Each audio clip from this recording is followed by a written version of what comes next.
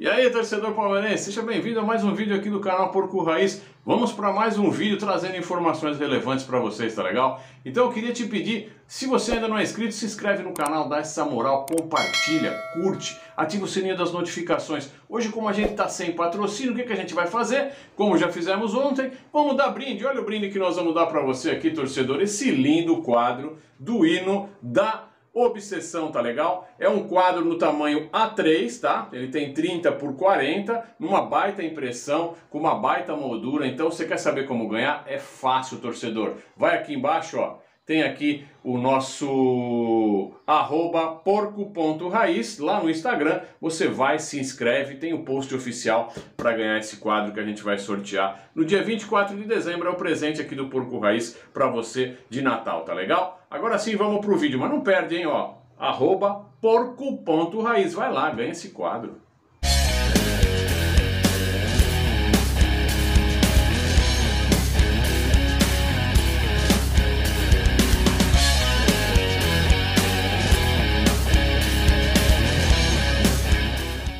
Vamos lá, torcedores, vamos começar falando então da rodada de ontem, a última rodada do Brasileirão. Cai o Grêmio, Flamengo perde, né? A gente se aproxima até do Grêmio na questão de pontuação, porque conseguimos os nossos 3 pontos, acho que ficamos 5 pontos atrás do Flamengo, né?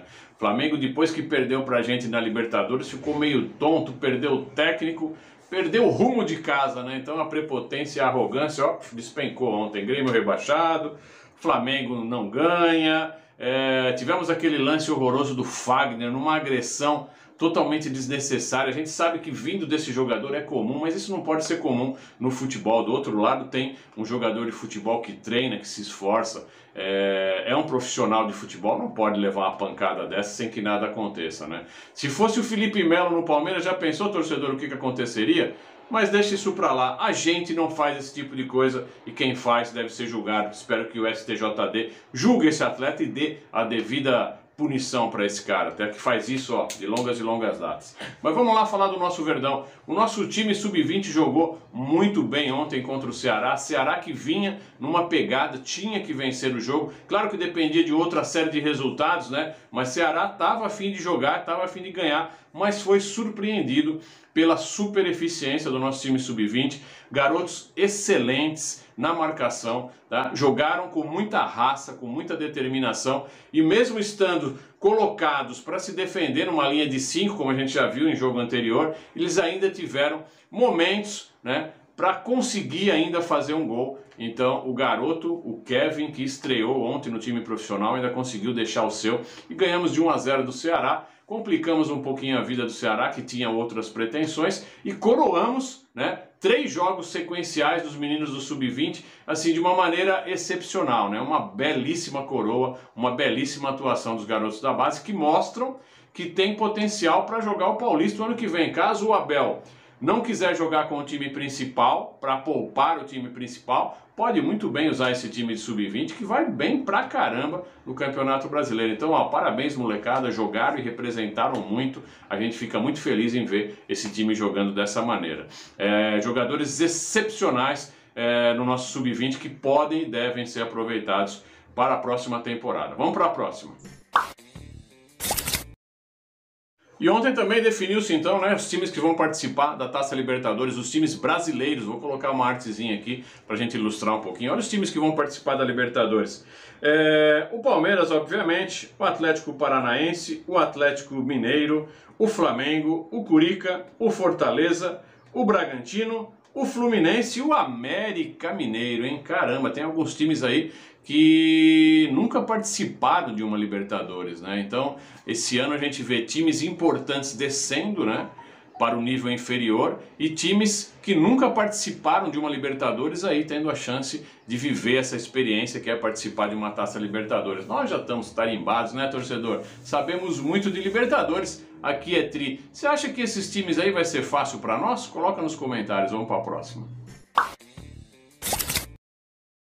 Hoje nós temos aí 2 especulações para comentar com vocês, tá legal? Primeiro eu vou falar do Luca Orellano. Luca Orellano, não sei como se pronuncia, é um argentino que joga lá no Vélez, tá? Um garoto, é um jovem de 21 anos, que é tido como uma grande revelação no time do Vélez. Ele é tido como uma joia tá tratado como uma joia. Andei vendo alguns lances do rapaz, não o conheço, não conhecia o futebol dele, não acompanho o Vélez, né? Mas andei vendo alguns lances e é um garoto que tem assim, é leve, é driblador, quebrador de linhas, vai pra cima, não tem medo, né? Pelo menos o que demonstra nesses vídeos, apesar de a gente saber que esses vídeos às vezes não trazem a realidade em 100%, apenas momentos da realidade, né?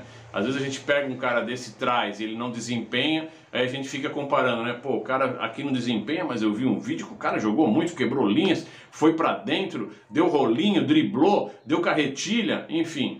Mas assim, pelo que eu pude ver no vídeo, realmente é um garoto cintura mole, tá? Que tem uma mobilidade muito legal, tem uma irreverência mais legal ainda, cai pra dentro, vai pra cima, é agressivo, gosta de fazer gols, apesar de ter números não muito legais de participação e gols, ou seja, o seu aproveitamento não é um baita aproveitamento do que a gente pode ver no Transfer Market desse jogador, tá legal? Então ele tem 21 anos, tem contrato até junho de 23, ok? Então está com contrato e teria uma multa contratual de 8 milhões de euros, uma multa super valorizada. É claro que se o Palmeiras realmente quiser e for negociar, essa multa vai cair para uma realidade, né? Multa é uma coisa, realidade, passe é outra coisa, tá? É um jogador interessante, mas eu fico naquela, né, torcedor? Às vezes eu fico pensando assim, nós também temos jogadores de base excelentes, como eu acabei de falar aqui no tópico anterior. Temos o Giovani, que também é um quebrador de linhas, é um moleque que joga muita bola,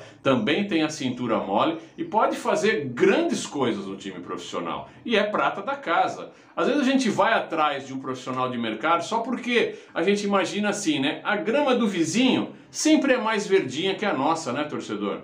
E isso pode estar na cabeça dos dirigentes do Palmeiras, mas vamos começar a olhar um pouquinho mais para a nossa grama. A nossa também é verde, muito verde. Então, de repente, olhar para uma graminha verde do vizinho e achar que ela é mais bonitinha, que ela está mais bem aparada, que ela está mais verdinha, a gente deixa de olhar para a nossa grama, que é tão bonita quanto, se não mais. Então eu acho assim, jogadores desse nível, desse patamar, revelações, vamos aproveitar as nossas revelações, né? Eu acho que temos revelações no nosso time de base que pode representar até mais do que esse argentino que viria aí custando, né? E a gente não sabe se vai representar. Na base a gente sabe o que pode contar. Pega esse menino da base, o Giovani ou outro que seja, chame ele e fale, meu amigo, entre em campo e vá se divertir, vá jogar bola, tira a pressão das costas dele e deixa ele jogar o futebol. Vai ser feliz dentro de campo, sem pressão. Você vai ver se esses moleques não representam e não viram grandes craques, grandes jogadores. Essa é a minha opinião. Vamos para mais uma especulação. Bom, essa especulação é sobre o Felipe Coutinho, né? Felipe Coutinho que já vem sendo ventilado aí, muita gente já vem falando em Felipe Coutinho, de que o Palmeiras tem um olho no Felipe Coutinho, tá? Vamos falar um pouquinho da história do Felipe Coutinho, contextualizar um pouquinho para você entender o que está acontecendo. Acontece que o Felipe Coutinho, que tem contrato com o Barcelona até o meio do ano de 23, tá? Portanto, ele tem aí mais 1 ano e meio de contrato com o Barcelona, porém não tem sido utilizado. O inclusive saiu aí uma lista, a barca de dispensa do Barcelona, e ele está lá, o nome do Coutinho está nessa barca, entre outros jogadores do Barcelona. Então, o Barcelona deve dispensar jogadores na próxima janela de transferência, né? Então, o Palmeiras, pensando nisso, voltou os olhos para o Felipe Coutinho, tá? Nós temos um Mundial e temos que abastecer de jogadores para que a gente consiga um resultado importante no Mundial. E na cabeça dos dirigentes do Palmeiras, esse jogador seria exatamente para agregar ao Mundial alguma coisa, trazer experiência. Eu concordo, eu acho que a gente sim tem que trazer jogadores com experiência para jogar o Mundial. No caso do Felipe Coutinho, qual que é a ideia do Palmeiras? E isso é só consulta, tá? Não tem nenhuma proposta efetivada, está se fazendo consultas. O Palmeiras teria a intenção de trazer esse jogador por um empréstimo, por apenas 6 meses, até junho do ano que vem, tá? Quando abre a janela de transferência europeia, e aí o Barça poderia negociá-lo com quem quiser. Só que tem um grande impasse, torcedores. O salário do Felipe Coutinho no Barcelona gira em torno de 10 milhões de reais. Então como que nós vamos pagar 10 milhões de reais de salário para um cara ficar 6 meses aqui no Brasil? Mesmo que ele nos ajude a trazer o Mundial, será que valeria a pena, valeria o investimento? Seriam 60 milhões de reais para o cara vir e a gente não sabe nem se vai desempenhar. Vai que o cara entra em campo, se machuca, e aí, como que fica? Então é complicado essa situação, né?